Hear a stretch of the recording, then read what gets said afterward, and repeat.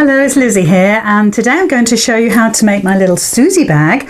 And my Susie bag actually has my quilting clips in there, so they're all in there nice and safe. Just draw it up, and I tend to sort of wrap it round with the ribbon to make sure that nothing comes out. But of course you could put 2 ribbons in here if you like, and I'll show you that later. So if you go to the description below, there should be a little arrow. Click the arrow, it brings the description up. It tells you exactly where to get this pattern from. And here we are, the piece is already cut. So the pattern is already there. The pieces you will have cut. So we need 4 of the channels cut, 2 of the outside fabric cut, and 2 of the lining pieces cut. It's a super simple bag for you to make. It really is very, very useful. And of course, for this time of year, as we post this today, this is great for the holiday season, for Christmas, that type of thing, for gift giving.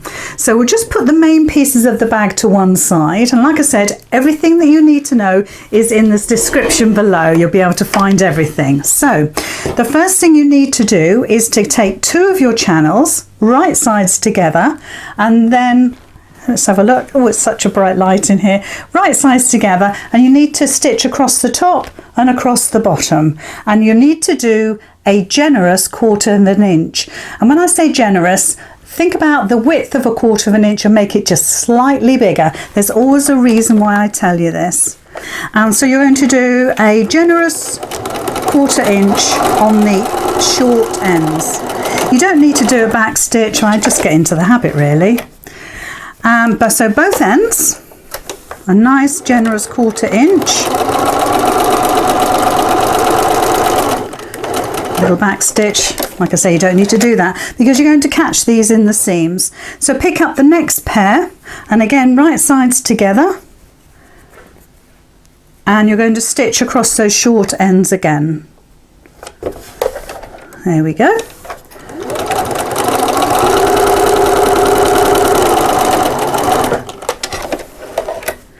Now I've picked out the main fabric as being the channels, but you could use the lining fabric because this is a little reversible bag as well.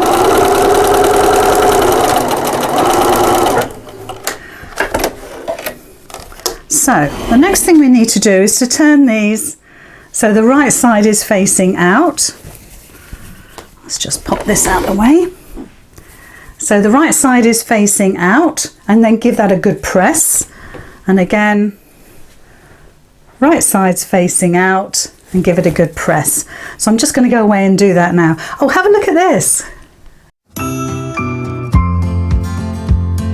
You can find access to my Gold Club from my website. Sign up and you can connect to my Facebook Live events and join in all the fun my Gold Club members have on a weekly basis. And of course you get free patterns. See my Gold Club video on YouTube for more information. So while you've been gone, I've pressed these 2 out so they're lovely and crispy on the ends, and the seams are each end. And what I've done with this pair here is I've actually turned them long ways together, so the raw edge is along here, and I've actually stay stitched from here to here just to make sure that all those 4 layers of those channels are actually kept really nicely and neatly together. It's a good technique because it keeps everything in its place, and we're just now dealing with really one piece of fabric instead of 4 layers. So I'm just going to stitch the second one so you can see. So there's my 2 long edges there, and all I'm going to do is bring them together. Now of course you can pin this together if you want to, or you can use your quilting clips, which is what you're making your bag for. Now a little top tip, what I always do is I start about 1/8 of an inch inside of my seam there, so I don't catch all my fabric and my fabric doesn't go down into my feed dogs. Some machines don't like that little bit where you've got all those seams going on, and perhaps it's a little bit too much thickness, so I start just a little way in. It's a good habit to get into, and you can always back stitch once you've got going, but I do come right off the end at the other end. So again, here we go. So now I've stay stitched both of those channels, really lovely and neat. I'll just trim my ends to make sure they're neat as well. It's always a good habit to get into. So now we're good to go with the channel, so those are done. So now what we're going to do is we're going to stitch our main bag together. So we've got two pieces right side together, and I'm going to go all the way around from this side here all the way around up to here, leaving this top open with the lining, which we'll do in a second. I'm going to go about an inch way down, stop, back stitch, leave a turning gap at the side because it's much easier than the rounded bottom, and then carry on. Start with the back stitch again for security and go all the way around up to this side here and stop. Don't stitch that bit there. So that's what we're going to do now. Now this time you're going to do a scant 1/4 inch. So on the channels we did a generous 1/4 inch. This time we're doing a scant 1/4 inch. So measure your 1/4 inch and go down not quite an 1/8 of an inch, more 1/16 or about a mil. But it's not much, but it will make a huge difference. I like to hold my threads just to make sure they don't get sucked into the machine. This machine's quite good, but some machines will take your threads down into your machine. So just follow the line around, and if you're really careful, you don't really need to stop stitching. So all the way around. Keep your fabric nice and flat, and of course you can pin or use your quilting clips again right up to the top, and do another little back stitch.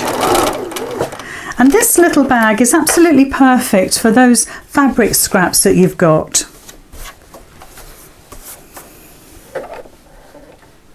So this time we're going to actually go an inch down, so I'll just do that. So start with the back stitch, about an inch, I'm not measuring, little back stitch there, and then I'm going to go about 3 inches down the side of my bag. Just pull that down and start stitching again. And don't forget you're doing a scant 1/4 inch. I'm just guiding my fabric around.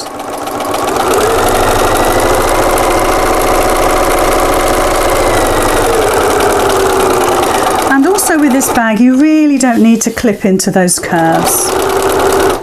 Just make sure that's nice and flat going across there.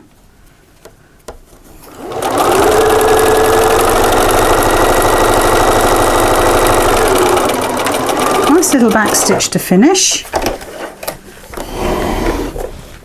and all we're going to do now is trim the threads where we had our turning gap, because obviously that'll pucker, so we need to release the tension on that and trim the threads. Keep this nice and neat. Because this is a reversible bag, you might want to consider how you're going to finish the closing, so you might want to hand stitch that or machine stitch. So I'll machine mine today nice and neatly closed, but of course you can choose to do the hand stitching. So the next thing we need to do is to turn one of these right side out. I might as well do the lining, it's in my hand. So just right side out, there we go. Some people always say do the main bag, some people say do the lining. It doesn't matter, it doesn't matter, you break the rules. So there we go, and then what you need to do is to slip this inside the main bag, which is obviously still right sides together in there. So just slip that in there. Don't worry about the corners or anything like that. They're such lovely smooth corners. You can trim them if you want to, you can snip into them if you want to. So what you're going to do now is that you're going to bring your side seams together. So that's nice and neat. Let me take those threads away. So if I show you that, you've got right sides together. So there's the lining of your bag, and there's the outer bag there, which is absolutely perfect. And what we're going to do is we're going to line the one channel up, just one set of channels here. So this is the channel that I'm going to actually stitch now. So I'm going to pop that in between the layers, and it just pops in there, and you butt it up against the seam so it sits really nicely. So if I get that in there, and then I'll show you how I've done that, but what I'm going to do is turn that so you see the lining, because that's much easier to see. So there we are.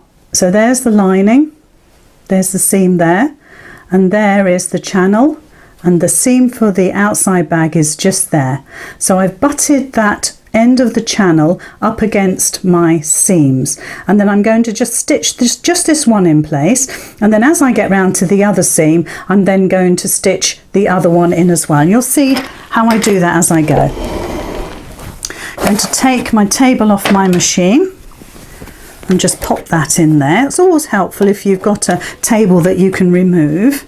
And this time I'm going to do a 1/4 inch seam. So now I'm stitching my lining, my channel and my main fabric all at the same time. So it's encasing everything. If you've got a needle down position, use it, because that will anchor your fabrics together. And again, just get all those layers. And of course you might want to pin all this. You may want to use your quilting clips. You could even use quilter's tape to actually hold all those layers together, to almost glue them together and then stitch. So I'm just coming up to the other seam now, and that is going to go in there beautifully.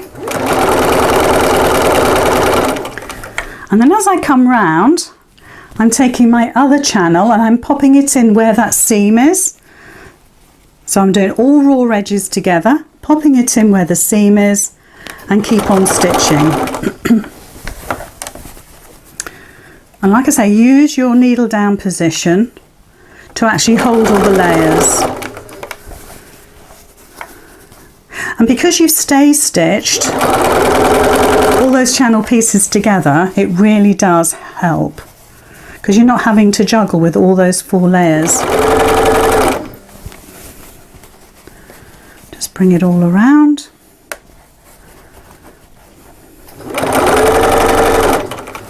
And then as you come up to that other seam, obviously you're going to tuck the end of that channel in really nicely. There we go. And then just go over your first little bit of stitching just for security. So we'll just trim our threads. Like I say, it's always a good habit to get into if you can remember. So there we are. So there's the bag made, apart from the turning gap. So now we're just going to turn the bag through. If I can find my gap. Where is it? Here. There we go. Turn it through, and this is where you could give it a really nice press. Look at that pink. So while we've got it out, I'll just top stitch that turning gap. And like I say, because this bag is fully reversible, you may not want to machine this. I tend to use cream thread for everything, and that's not always suitable for invisible top stitching. So a nice ladder stitch to close would be perfect. So what you need to do is get your needle into just where that turning gap you finished stitching, and then pop your needle down just to hold all the layers. Pull that together, pull that towards you, and all that 1/4 inch seam allowance that you've done will just automatically fold together. You don't need to back stitch if you don't want to, but just give that a little top stitch. And then you can trim your threads as close as you can. Go a little bit further than your actual turning gap. But like I say, you might want to do a ladder stitch there just to keep that neat. Just trim those threads back. There we go. So you can see that's not a bad job, but if you're going to have this as a reversible bag, perhaps you want to use the matching thread. So now this gets pushed inside. And this is where you could get those rounded corners really nice and neat. So there's our bag made. The next thing to do is completed. Is to get some ribbon.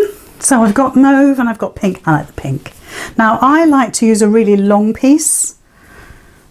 Always far too long for the bag. But you could do 2 pieces. So where I'm going to actually thread this through now, let's start at one side. So what you can do is go all the way around. So I'm starting at one side. I'm going all the way around, so where I've come out at this other seam here, I'm going straight back in again. There we go.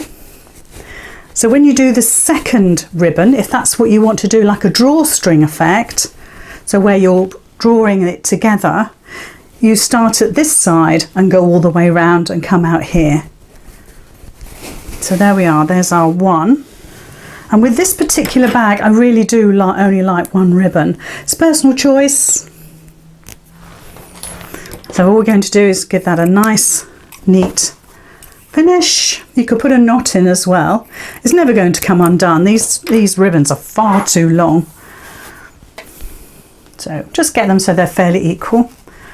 And then all you need to do is draw it up. Pop your quilting clips in there and you're good to go. So I hope you have fun making this. By the way, if you want to see a different version of the Susie being made, have a look at my other video, because I actually used my overlocker stroke serger to make exactly the same bag. So that will be interesting, won't it?